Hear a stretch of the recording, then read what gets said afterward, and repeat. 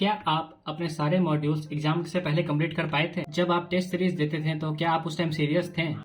और क्या आप नीट एग्जाम से पहले अपने सारे सिलेबस को रिवीजन कर पाए थे? और सबसे इम्पोर्टेंट, क्या आपने अपना 100% दिया?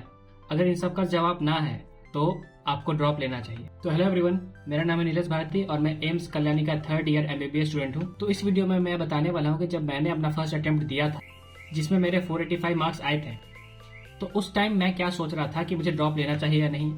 अगर मुझे ड्रॉप लेना था तो मैंने किन बातों का ध्यान रखा, और अगर आप ड्रॉप लेना चाहते हो तो आपको किन बातों का ध्यान रखना चाहिए।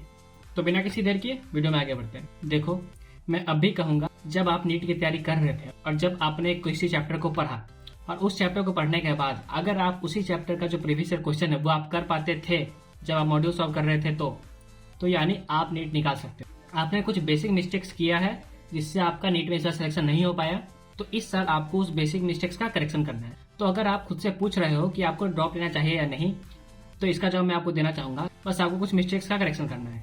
तो चलिए कुछ बेसिक मिस्टेक्स का बात करते हैं कि जो आपको इस साल करेक्ट करना है, जिससे आपका नेक्स्ट ईयर आप अच्छा परफॉर्मेंस कर सकते हो। तो सबसे पहले किसी न किसी टेस्ट सीरीज में इनरोल हो जाओ। मैंने सबसे पहली बड़ी गलती ये की थी अपने फर्स्ट अटेम्प्ट कि मैं किसी भी टेस्ट सीरीज में इनरोल नहीं था। टेस्ट सीरीज आपको एक डिसिप्लिन देता है, टेस्ट सीरीज से आप कंसिस्टेंट रहते हो, टेस्ट सीरीज आपको आपका टारगेट देता है। तो सबसे बड़ा फैक्टर है सिलेक्शन का और ना सिलेक्शन का, वो है टेस्ट सीरीज। सेकंड, किसी एक रिसोर्स पे फोकस रहना। देखो, मार्केट में बहुत सारे मटेरियल्स हैं, तो उन सब का पीछा हटाओ, किसी एक मॉड्यूल पे कंसिस्टेंट रहो। जो कि मैंने अपने फर्स्ट ईयर में यही गलती की थी। मैंने सारे बुक पढ़े थे, DC Pandey, RC Mukherjee, Solomons का ऑर्गेनिक केमिस्ट्री, मैंने ऑलमोस्ट सारे बुक मेरे पास पढ़े थे, बट मैं लास्ट में रिवीजन नहीं कर पाया, जिसकी वजह से मेरे सिर्फ 485 मार्क्स आए। तो सेकंड यही है कि आप किसी एक रिसोर्स पे स्टिक करो। हाँ, अभी टाइम है, आपका जो वीक एरिया है उसे आप अभी पढ़ सकते हो, जैसे कि आप DC पांडे से उसे सॉल्व कर सकते हो, आप सोलोमन से अपना ऑर्गेनिक केमिस्ट्री पढ़ सकते हो, आप जो मोटे मोटे बुक हैं वो आप अभी सॉल्व कर सकते हो, क्योंकि आप अपना जो वीक कॉन्सेप्ट है उसे स्ट्रॉन्ग करना चाहते हो। तो अगर अभी मैं आपको बोलूं कि नीट 2023 में almost 193 out of 200 questions Memonit app से आए थे, तो आपको कैसा लगेगा? जी हाँ, मैं सिर्फ ये बोल नहीं रहा, मेरे पास प्रूफ भी है।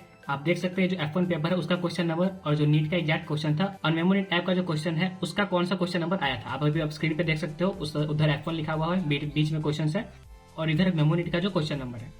और अगर आप खुद से सारे क्वेश्चन को चेक करना चाहते हो तो मैं आपको फिजिक्स, केमिस्ट्री और बायोलॉजी के ड्राइव की लिंक डिस्क्रिप्शन बॉक्स में डाल दूंगा, आप वहां जाकर खुद से चेकआउट कर सकते हो। तो ये मेमोनीट है क्या? तो नीट का क्वेश्चन NCERT पे बेस्ड होता है। तो जैसा कि मैं आपको हमेशा कहता हूँ कि Memonit covers line by line NCERT। जैसा कि मैं आपको हमेशा बोलता हूँ कि टेस्ट सीरीज सबसे ज्यादा इंपॉर्टेंट रोल प्ले करता है आपके नीट के सिलेक्शन में। तो इस मेमोनीट ऐप में टेस्ट सीरीज भी है, इसमें सब्जेक्ट वाइज टेस्ट सीरीज और फुल सिलेबस टेस्ट सीरीज दोनों है। और वो कौन सी चीज है जो इस मेमोनीट के टेस्ट सीरीज को इतना खास बनाती है? ये जो मेमोनीट का टेस्ट सीरीज है ये 100% NCERT बेस्ड है, और जो मार्केट में दूसरे टेस्ट सीरीज हैं उसमें बहुत सारा क्वेश्चन आउट ऑफ NCERT होता है। और सिर्फ इतना ही नहीं, मेमोनीट ऐप में आपको नोट्स, क्रॉसवर्ड्स और मीम्स मिलते हैं। और जैसा कि मैं आपको पहले ही बता चुका हूँ, मेमोनीट ऐप से 193 क्वेश्चन आए थे आउट ऑफ 200 नीट 2023 के एग्जाम में। तो अगर आप भी मेमोनीट ऐप को डाउनलोड करना चाहते हो तो आप डिस्क्रिप्शन में दिए हुए लिंक से इसको डाउनलोड कर सकते हो। और अगर आप इसका सब्सक्रिप्शन को परचेज करना चाहते हो तो आप सब्सक्रिप्शन परचेज करने के टाइम आप मेरा कूपन कोड नीलेश 300 यूज कर सकते हो, जिससे आपको एडिशनल डिस्काउंट मिलेगा। तो चलिए अब हम बात करते हैं कि आपको कौन सा रिसोर्स फॉलो करना चाहिए। देखो, मैंने अपने टाइम में आकाश के मॉड्यूल सॉल्व किए थे, और अभी जो आपको मैंने मेमोनीट के बारे में बताया उसके क्वेश्चन बैंक से ऑलमोस्ट सारे क्वेश्चन आ गए थे इस बार नीट के एग्जाम में। तो आप उस ऐप का सारा क्वेश्चन सॉल्व कर सकते हो। देखो, मेनली आपको अब क्वेश्चन पे फोकस करना है। जो लोग ड्रॉपर हैं उन्हें सिर्फ क्वेश्चन सॉल्विंग पे ज्यादा ध्यान देना है, क्योंकि आपको ऑलमोस्ट थ्योरी पता है, आप सिर्फ क्वेश्चन सॉल्व करो, आप रुको मत। अगर आप 400, 450, 480 ला रहे हो, अगर आप 350 भी ला रहे हो तो आप रुको मत, अपनी प्रिपरेशन को कंटिन्यू रखो। अगर आप सही में नीट का एग्जाम क्रैक करना चाहते हो तो आप नेक्स्ट ईयर बिल्कुल इस एग्जाम को क्रैक करोगे। बस अपने प्रिपरेशन को कंटिन्यू रखते रहो और आप बिल्कुल नीट एग्जाम क्रैक कर पाओगे। और आप में से बहुत लोग बोलते हो कि आपको कोचिंग ज्वाइन करना चाहिए या नहीं। तो देखो, अगर आप ऑनलाइन मोड से पढ़ सकते हो तो आप ऑनलाइन चीज ही पढ़ो, और अगर आप ऑनलाइन नहीं पढ़ सकते हो तो भी मैं रिकमेंड करूंगा आप किसी कोचिंग इंस्टीट्यूट को ज्वाइन करो। तो अब आप खुद से पूछो कि आपकी क्या गलतियां थी। तो मेरे हिसाब से आप कंसिस्टेंट नहीं रहे होगे, तो इसीलिए आपका सिलेक्शन नहीं हो पाया। तो आप कोशिश करो कि आप कैसे इस पूरे साल कंसिस्टेंट रह सकते हो। अपना एक शेड्यूल बनाओ, उस शेड्यूल पे स्टिक करो, और ये मत सोचो कि अब अगले साल है तो देख लेंगे। देखो, मेरा बात मानो, टाइम बहुत जल्दी बीतता है। मुझे भी नहीं पता मेरे MBBS में 2.5 साल कैसे हो गए, तो इसीलिए ये 1 साल भी तुरंत बीत जाएगा। एक शेड्यूल बनाओ, उसको अपने वॉल पे फिक्स करो और उसको फॉलो करो और अपनी पढ़ाई शुरू कर दो। टाइम बहुत जल्दी बीतता है, एक टाइम ही बीत जाएगा, आपको पता नहीं चल पाएगा। आप खुद सोचो, लास्ट ईयर से ये ईयर कितना जल्दी आ गया।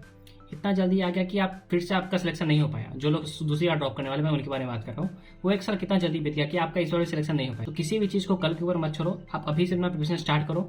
जो मैं आपको बताया, आप एक रिसोर्स पे स्टिक करो, आप टेस्ट सीरीज ज्वाइन करो और आप यही दोनों करते रहो। आपको इस तरह से पढ़ना है कि आप एग्जाम के पहले के 1 महीने में आपको कि आपके पास रिवीजन करने का कुछ रहे। सिर्फ पढ़ने से कोई फायदा नहीं जब तक आप रिवीजन नहीं कर पाते हो। मैंने आप लोगों को अपने पहले वीडियो में बता रखा है कि कैसे मैं 3 दिनों में सिलेबस को रिवीजन करता था, क्योंकि मैं रिवीजन कर पाया इसीलिए मेरे एग्जाम में 640 मार्क्स आया।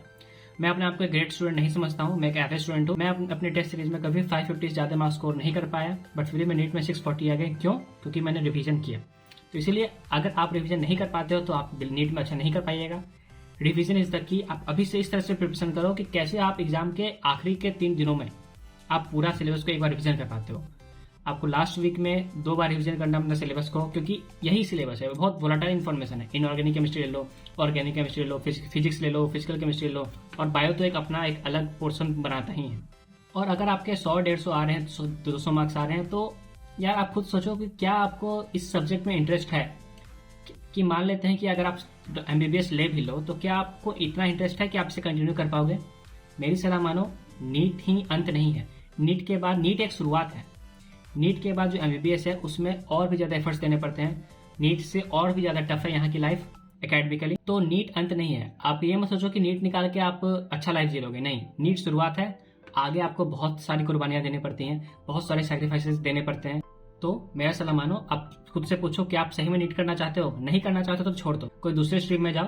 क्योंकि आप नीट क्यों दे रहे हो? आप नीट दे रहे हो क्योंकि आप डॉक्टर बन सके, डॉक्टर बन के आप लोगों का इलाज कर सके, इसलिए आप नीट दे रहे हो। ऐसा नहीं दे रहे हो कि ये कोई भी एक एग्जाम है। ये कोई भी एक एग्जाम नहीं है, ये लोगों को डॉक्टर बनाता है जो कि आगे जाके पेशेंट्स का ट्रीटमेंट करते हैं।